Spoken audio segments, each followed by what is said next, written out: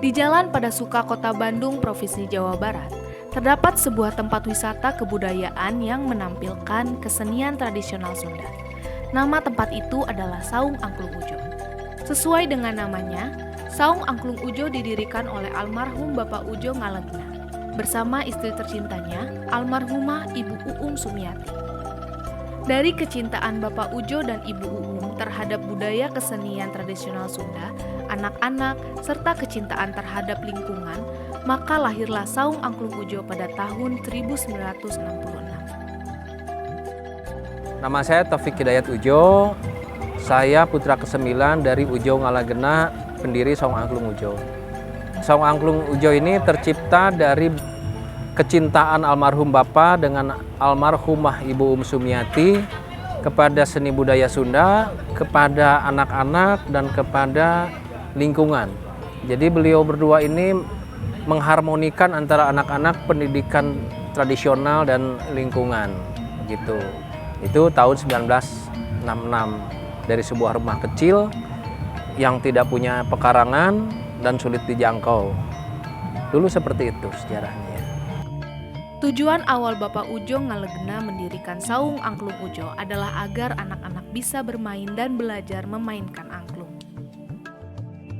Ya, jadi dengan kecintaan yang luar biasa itu beliau menamakan diri rumah kecil yang disebut Saung Angklung Ujo ini sebagai tempat di mana anak-anak bermain angklung gitu, sehingga memang beliau ini berkeliling-keliling menyampaikan, membewarakan untuk datang ke tempat kecil yang disebut Saung Angklung itu.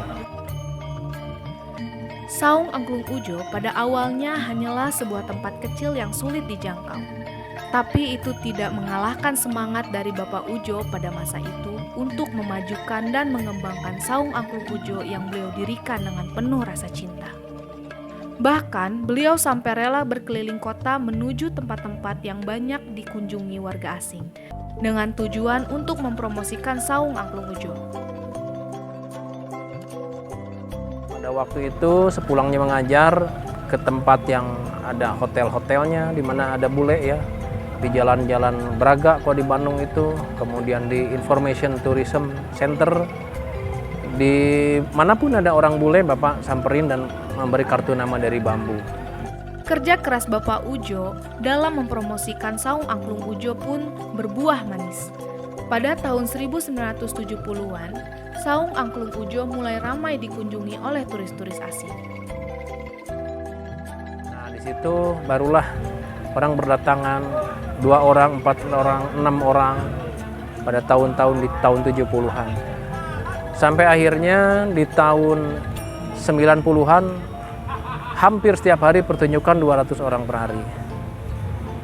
Kena krisis moneter, sempat hilang bule-bule, dan kami anak-anaknya waktu itu meneruskan dengan tidak hanya bule-bule tapi juga orang-orang Indonesia khususnya pelajar. Sehingga di tahun 2000-an, tahun 2001 mulai kolaborasi dengan banyak artis-artis,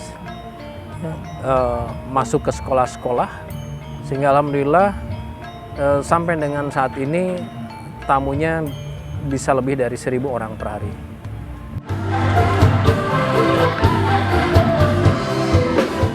Sebagai destinasi wisata kebudayaan, Saung Angklung Ujo merupakan sebuah tempat yang menampilkan kesenian-kesenian tradisional Sunda secara rutin setiap harinya. Yang terutama adalah memperlihatkan pertunjukan-pertunjukan tradisional Sunda ya. Jadi show window-nya kesenian tradisional Jawa Barat lah rata-rata ya. Meskipun nanti akan ada Indonesianya ya. Jadi akan ada semacam medley Nusantaranya dan lain-lain. Tapi core-nya adalah kesenian Sunda. Dan yang dominan menjadi sebagai alat musiknya adalah angklung. Jadi setiap harinya ada pertunjukan dan souvenir shop, dan yang tadi itu biasanya ada kesibukan souvenirnya dan lain-lain.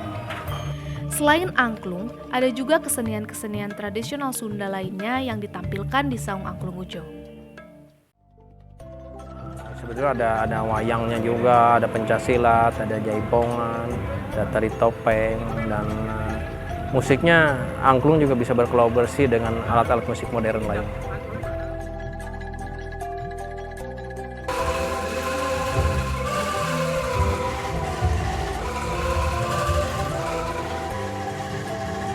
Saung Angklung Ujo juga berperan aktif sebagai tempat pelatihan bagi masyarakat yang ingin mempelajari berbagai kesenian tradisional Sunda. Di sini pelatihan untuk orang-orang yang sebenarnya langsung bisa ditampilkan di sini.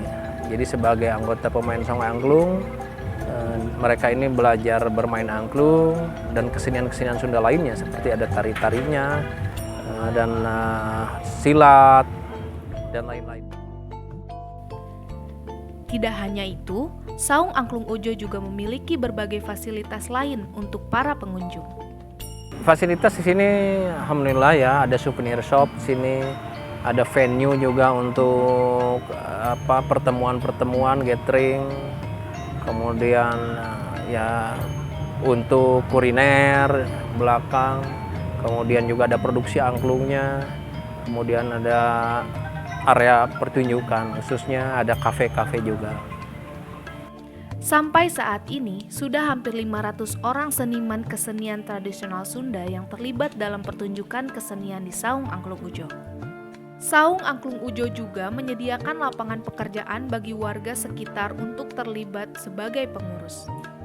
Masyarakat di sini hampir 500 orang pada hari ini yang terlibat dari sisi pertunjukan. Ya. Nah, pengurus ini mayoritas warga di sini ya. Jadi kalau sebut pengurus sama pemain kan beda. Ada pengurus yang kerja di kantoran, ada yang urusan kebersihan, ada juga yang pengrajin-pengrajin, ada juga supplier-supplier souvenir, ada juga sekarang dari sisi kulinernya. Jadi rata-rata memang mayoritas warga di sini, 80%. Dan kalau di jumlahnya hampir 1.000 orang. Dulu, pengunjung Saung Angklung Ujo mayoritas turis asing yang kebanyakan berasal dari Belanda dan Jerman, bahkan sampai pejabat negara. Sedangkan saat ini, pengunjung Saung Angklung Ujo lebih didominasi oleh pelajar sekolah ataupun perguruan tinggi. Dulu berbeda ya, dulu banyaknya turis asing dan beberapa pejabat ya. Kalau sekarang lebih banyak didominasi oleh anak-anak sekolah. Dan kalau turis asingnya lebih banyak dari Belanda dan Jerman. Nah, kalau sekarang lebih banyak pelajar, dan tadi saya sampaikan bisa lebih dari 1.000 orang per harinya, dan pertunjukannya bisa lebih dari 5 kali dalam sehari. Sebelum pandemi COVID-19, Saung Angklung Ujo sering tampil di luar negeri secara rutin. Bahkan sudah sampai ke dekat Gunung Sahara, Amerika, Rusia, dan negara-negara lain. Baik itu bertujuan untuk memenuhi undangan dari pemerintahan negara-negara asing ataupun sebagai misi dalam mengenalkan kebudayaan Nusantara ke seluruh belahan dunia. Sebelum COVID itu tampil luar negeri itu paling tidak sekitar sebulan sekali lah rata-rata ya, luar negeri. Itu ke seluruh benua. Yang terjauh sampai ke hampir Gurun Sahara atau ke Amerika ya, Rusia, Ukraina malah ya.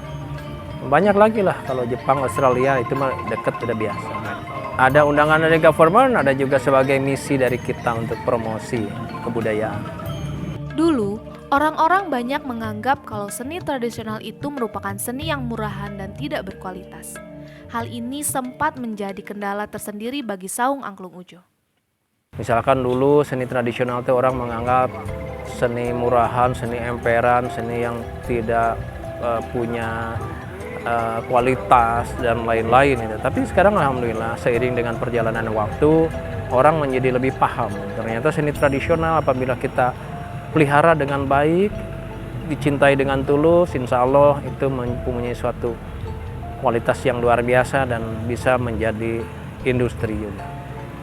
Bapak Taufik memiliki harapan agar Saung Angklung Ujo yang diwariskan oleh kedua orang tua tercintanya itu bisa berkembang dengan lebih baik, bisa lebih banyak menampung seniman kesenian tradisional Sunda, bisa lebih banyak didatangi pengunjung, serta bisa memiliki cabang di tempat-tempat lain.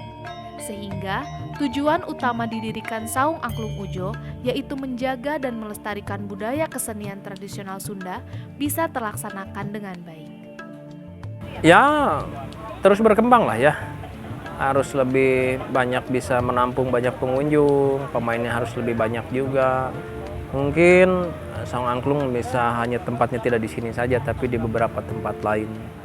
Yang insya Allah tujuannya adalah memelihara seni budaya Sunda yang kalau dipelihara insya Allah itu bisa punya banyak manfaat untuk banyak orang ya. Karena ini bisa juga menjadi semacam industri yang ideal. Industrinya, ekonominya berjalan bagus, kesenian dan kebudayaan Sundanya terpelihara. Sudah sepantasnya bagi masyarakat Indonesia untuk mencintai serta ikut melestarikan kebudayaan-kebudayaan dan kesenian-kesenian asli Nusantara. Oleh karena itu, cintai dan jagalah budaya serta kesenian yang sudah diwariskan oleh leluhur kita. Cintailah budaya lokalnya sendiri, jangan sampai kita lebih menghargai dan mencintai budaya luar yang barangkali di situ tidak ada nilai-nilainya, tidak ada norma-norma ketimurannya. Tapi kalau budaya kita sendiri Indonesia, insya Allah kalau Anda mengenal, mencintai dan bisa meliharanya itu penuh dengan nilai-nilai, bukan hanya sekedar ada.